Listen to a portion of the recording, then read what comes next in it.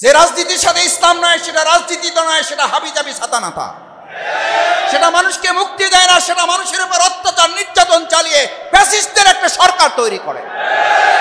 সেটা চর এবং জমি দখল করে, তরমুজওয়ালাদের ব্যবসা নষ্ট করে দেয়, কারণ সে আল্লাহকে ভয় করে না।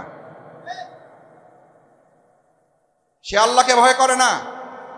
আমার ভাইয়েরা, আপনাকে একটা কথা বলার জন্য এই প্রসঙ্গটা তুলছিলাম। আসছেন কার পরিকল্পনায়?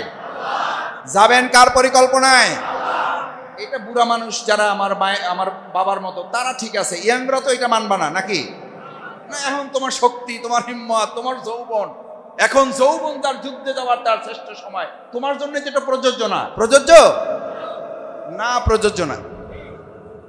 যুবকদের জন্য এটা প্রযোজ্য না, তরুণদের জন্য এটা প্রযোজ্য না, যাদের বয়স এখন 30 তাদের জন্য এটা প্রযোজ্য না। এটা হলো 70 বছরের জন্য প্রযোজ্য। কারণ 30 বছরের কোন যুবক আমাদের ধুলিয়ে এই পর্যন্ত মারা যায় নাই। কয় বহুত গেছে, তা বহুত গেলে তো এটা মানতে হবে সবাই। কিন্তু আমি তরুণ যুবকদের সম্মান রেখে বলছি, তোমাদেরকে কেউ কেউ বুঝায় তোমার এখনো বয়স আছে, এখন যা পারো করো।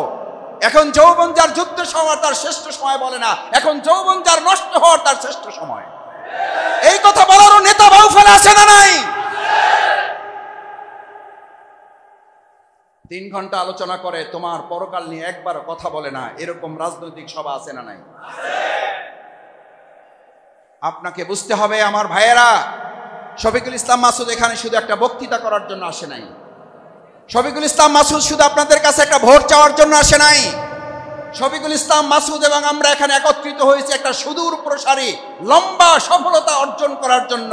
আজকে এখানে যেমন একত্রিত হয়েছি, আল্লাহ যেন দয়া করে দুনিয়ার কল্যাণ সাধন করে জান্নাতেও যেন আমরা একত্রিত হতে পারি, তার জন্য আমরা এখানে একত্রিত হয়েছি।